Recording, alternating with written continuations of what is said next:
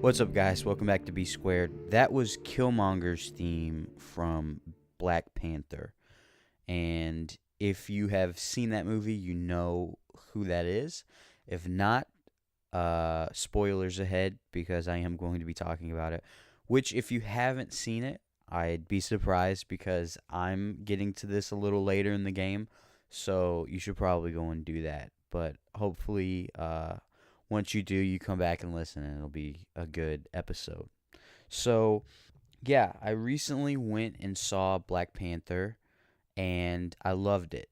And immediately, well, not immediately, I sat and marinated on my thoughts for a while and really tried to figure out how I felt about everything and sat down and just compiled like a list of stuff that I wanted to talk about and just kind of review the movie because I do love it a lot. It's probably one of my favorite Marvel films altogether. Black Panther is top. It goes Black Panther, then the Iron Man, and then Spider-Man. But yeah, Black Panther's at the top. It's really one of my favorites. The thing that drew me into seeing Black Panther was the director. Ryan Coogler directed Creed, which was the new kind of Rocky movie. I know some people were calling it Black Rocky, and it's basically Rocky, but the main character is Michael B. Jordan. And if I'm not mistaken, in that movie, he's the son of Creed, which was who Rocky fought in the first Rocky movie. I have been a fan of Ryan Coogler since Creed. I had seen his first feature film, which was Fruitvale Station, which he's only done 3, by the way. Black Panther is Ryan Coogler's 3rd film, if you didn't know, which is crazy to be 3 films into your career and already have literally, I don't have the stats pulled up, but I know for Marvel it has set the record for the most pre-sales, and I think it has set the most pre-sales for any movie ever. But 3 movies in, and Ryan Coogler already has, this track record. He's an amazing director, writer, filmmaker, and I'm just a big fan of him. And I think he knocked it out of the park. I love how he incorporates Oakland into everything he does. That's where Ryan Coogler grew up. I think every film has a connection to it. Even in this one, Black Panther, they put at the end the Wakanda Center in Oakland, California. Also, that's where Killmonger, or Michael B. Jordan's character, was raised and saw his father die, which was from Wakanda. If you're listening to this, I'm hoping that you've seen the film because I'm, giving away major spoilers. But I think it's cool how one of the major characters in this film is from the same place as Ryan Coogler, the director. And that's really cool to think that he now, in this Marvel Cinematic Universe, has put a little bit of himself and his like upbringing into the franchise, which is cool. But some other things I liked was I wrote down tech. The technology of Wakanda is literally, they say it in the film that Wakanda is one of the most technologically advanced places, or the most technologically advanced place on Earth in the Marvel universe, which from this movie I can tell. Like I've never read the comic book series, but I did watch a thing in 2010 of Black Panther, the animated series. It was on BET. It was very short-lived. I think it had like 10, 12 episodes. But I became a fan of Black Panther with that show and didn't really hear anything else about him until this. But even that, the animated show, didn't have the amount of crazy technology that this movie had. I really liked the Bugatti spaceship. That's what that kid called it, I think, when they pulled up in it at the end. But it was interesting to me how everything in that world, or the Wakanda country, was like run by your mind, like telekinesis. I think the one girl, she was like the warrior lady, Okoye, I think that was her name. She was bald and like had the vibranium spear, and was just knocking everyone out with that thing. It was cool. But she was driving the Bugatti spaceship with her mind, and she was like in a meditative pose, flying this like really crazy looking cloaking spaceship. It was really cool. And then the driving scene, the car, the way T'Challa's sister, who I guess invented all these things, was driving the car. Like she was in Wakanda in Africa, driving a car in South Korea where they were fighting. It was really cool. But that's something I liked. It brought out the part in me that was like a little kid again. I was really excited to see it. Like when she sat in that seat and was driving remotely this vehicle. I was like, I mean, I don't know. I was with my mom, and I'm sure she thought I was just like a tiny child because I was like just screaming, not screaming, but I was really excited to see all that cool stuff. There were amazing visuals in the Black Panther. I mean, it was. I wrote down visually stunning, especially the parts in the Panther Zone. That's what I'm calling it, the Panther Zone, where they bury T'Challa after he eats this plant that gives him the Black Panther powers, and he, I guess, has a vision of being on this African plain, but the sky behind him was this beautiful, like purple, deep purple hue with galaxies in the background, and like there were several Black Panthers sitting in a tree that had picked up the mantle. I loved the Black Panther zone. It was a beautiful place, and every scene that he was transported into that, I was shocked. I mean, I was in awe. Another thing that I liked was, oh, the colors. There was a lot of, and that's a common theme with this um movie, is that a lot of what was put into the film was very, very thought out from what I've seen.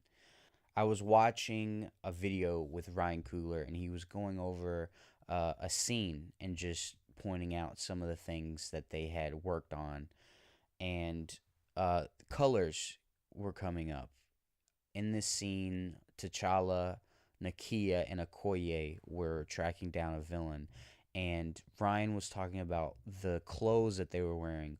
All were the colors of the Pan African flag, which I thought was interesting. Like it's something small, but when you go back and you can notice it, it is really interesting, especially after he points it out.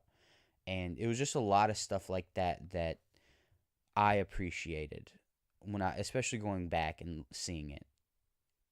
I like the fact that Coogler really, really put in a lot of thought and appreciation into the characters and what they wore, and making sure that there was some meaning behind all of it.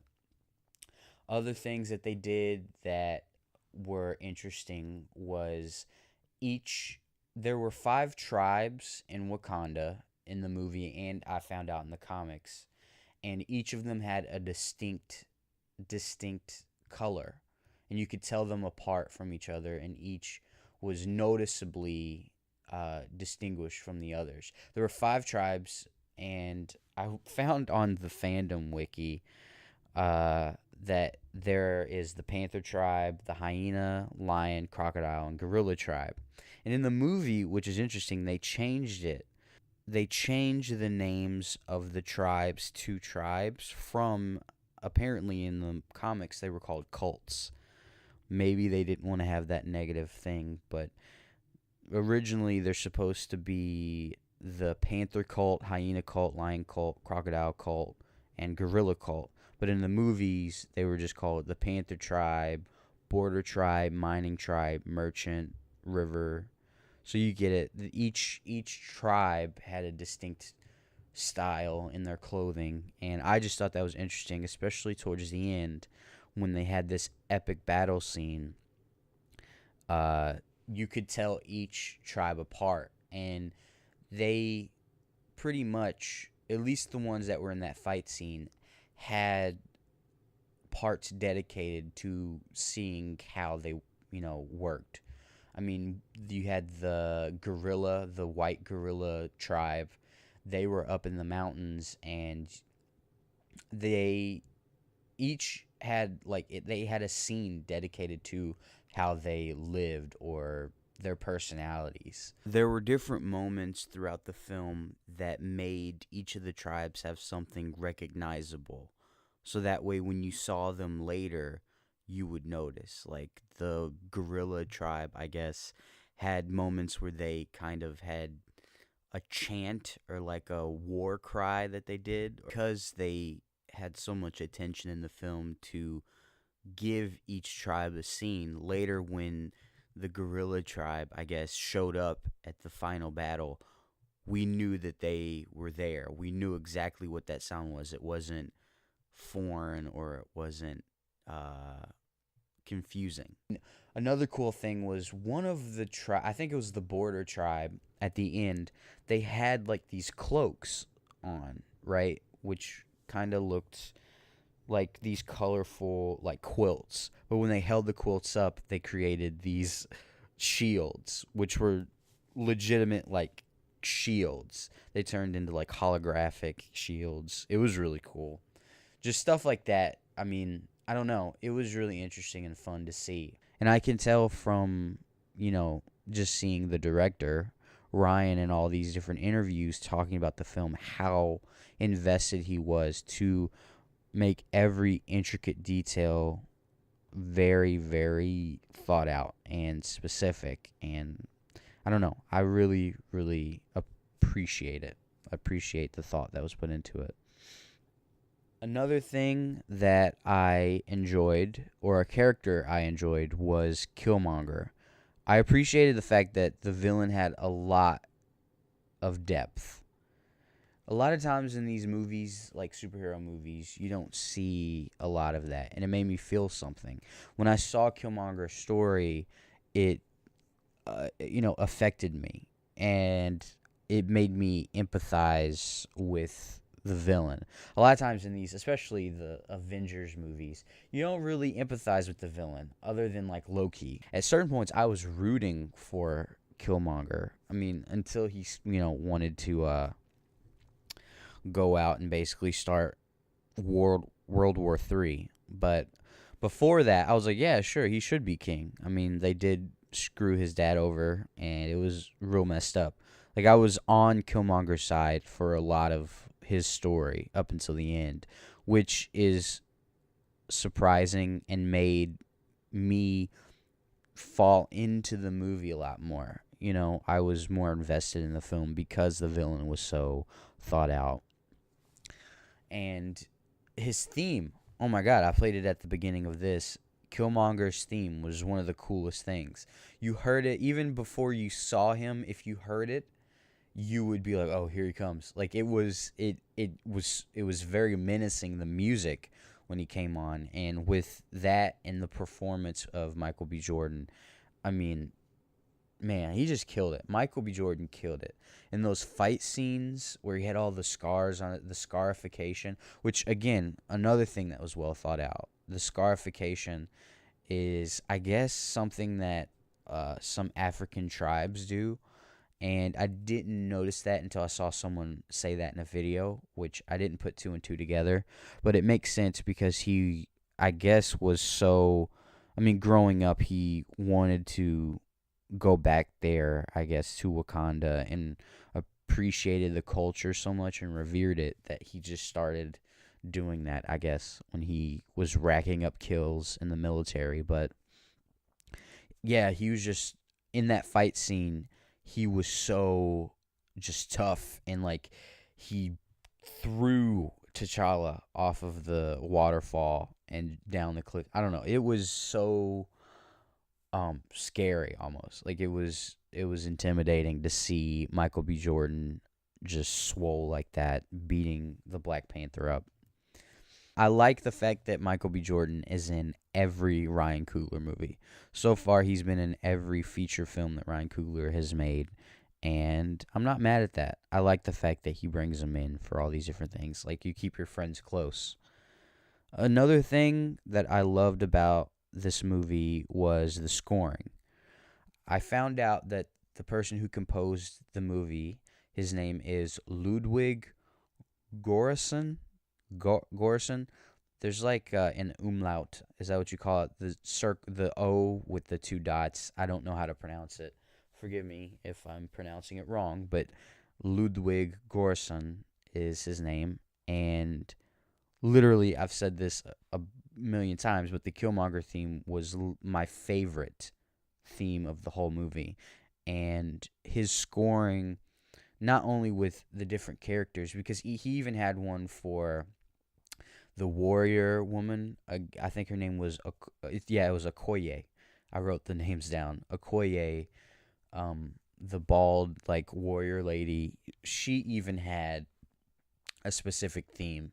Again, I was watching the Ryan Coogler video about the casino fight scene, and throughout that scene, the scoring changed from person to person because they wanted to really emphasize, not only visually but even in the music you were hearing, the juxtaposition and like fighting style. So you would really notice the differences in their characters, which was really cool. And I think it had so much of an impact because of this Ludwig guy. He was such an awesome composer. Another thing that I found interesting with Ludwig is that he has worked on so many things that I'm a fan of. He also worked on Get Out, as long with New Girl, which I've been watching a lot of, which is a little embarrassing, but I've been watching a lot of New Girl, and he has done the music for 120 episodes of that.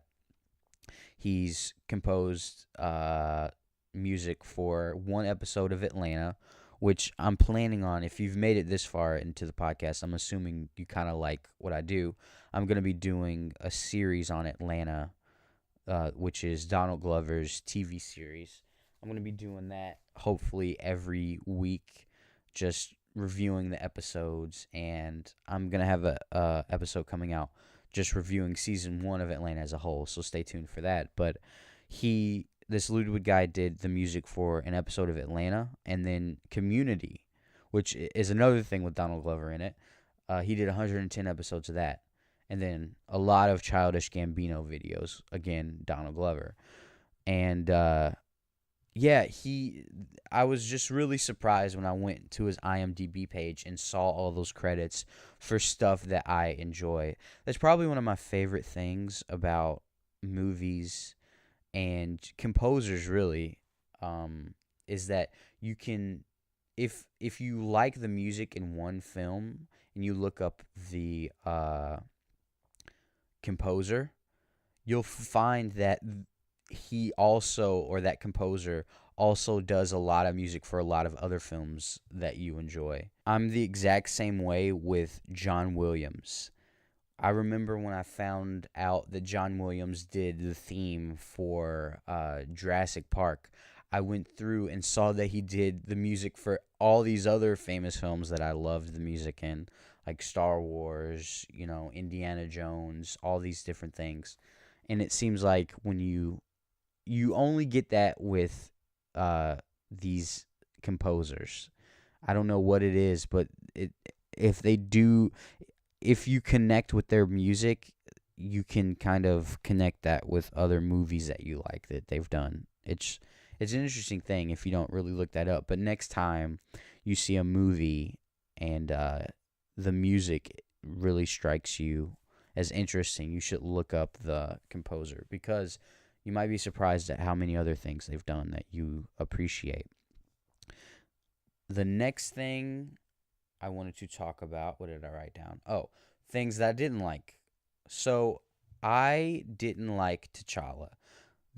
Which surprisingly, I mean, it's about Black Panther. T'Challa is a Black Panther. You'd think you would like the main character, who the movie is supposed to be about, but I didn't like him. And a lot of other people said that too. Everyone seemed to say that the surrounding supporting cast, was way better, which I agree with that. To me, T'Challa seemed to be a little one note and a little boring. And I don't think I saw enough of him. There wasn't enough character. Like, there was more character development for the villain, Killmonger, than it was for T'Challa.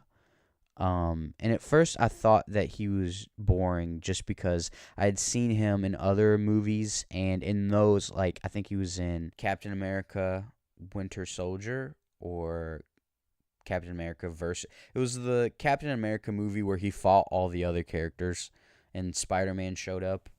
He was in that, and he just seemed a little boring. But I thought the reason for that was it wasn't his movie. I thought that was maybe why he seemed to be a little flat.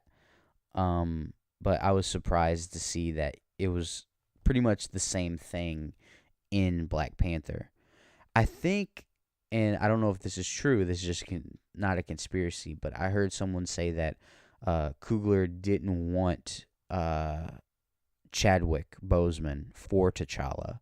He probably was going to cast Michael B. Jordan if he had his way, but maybe that's why. Maybe that's why they wrote him a little boring and focused so much on the other stuff, because he didn't like Chadwick Boseman and didn't really want to give him a big role in the plot in the movie overall. I don't know. But yeah, I thought the surrounding cast was very good. I mean, his supporting cast carried the movie. Everyone else's performance was so good. I mean, Okoye, Nia Palango's character, Nakia. I mean, amazing characters. I liked their personalities. Black Panther's sister, which I don't remember her name, but she like had all the tech and she was super smart. She was funny. I mean, the surrounding cast was so amazing. It kind of made up for the fact that Black Panther himself was a little boring. The fighting scenes, that was another thing I didn't like. The fighting scenes where he was fighting like on the side of the cliff over the waterfall. I didn't really like those. I think it was because I went into it having seen the animated movie on BET in 2010. I watched that when I was a kid. And I don't know why, but I remembered during the scenes where T'Challa was fighting for the mantle of Black Panther, it was kind of like a Coliseum type setting, and it seemed a lot bigger, and it made it you realize like, oh, the whole tribe or the whole like country is watching right now this fight to see who would win. And in the scenes in the movie, that those scenes seemed a little small, but I think that kind of helped in the end for tension, especially in the Killmonger fight scene, because it you got closer and closer into that fight, eventually seeing him push him off the cliff. So I don't mind it in second thought because there's more of a point to it. But again, those were just small things about that movie that I didn't like. A majority of it I loved. The music, the scoring, all of it. The writing. I mean, the writing was amazing. I noticed that a lot of times there would be questions brought up in the movie and they would be immediately answered. My mom was with me when I saw this, and she had missed like maybe the first 5 minutes of it where they had, some exposition, which a lot of these movies do, but this was different in that it wasn't a lot, and they didn't rely on that to give you a lot of the background information. They would explain to you in the film what was going on, which there would be a lot of times where I would lean over and when something was brought up, and I would try to explain it to my mom sitting next to me, and immediately it would be explained. And it wasn't in a way that, they just kind of shoved it in there to give you the info. It was like it aided in the plot. It moved the story along. It wasn't just, oh yeah, by the way, this is what this is. It made sense and it flowed, and it didn't really interrupt the story at all. It was a really cohesive, which is good filmmaking. I mean, Ryan Coogler did a very good job with that. I was surprised.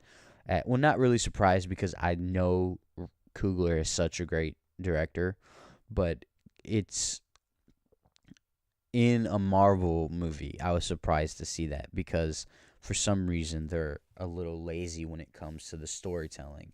Like the plot usually takes a back seat to the action, and in this it was reversed, or it was more of a it everything made sense. It worked, It wasn't awkward. But yeah, that was my review on Black Panther.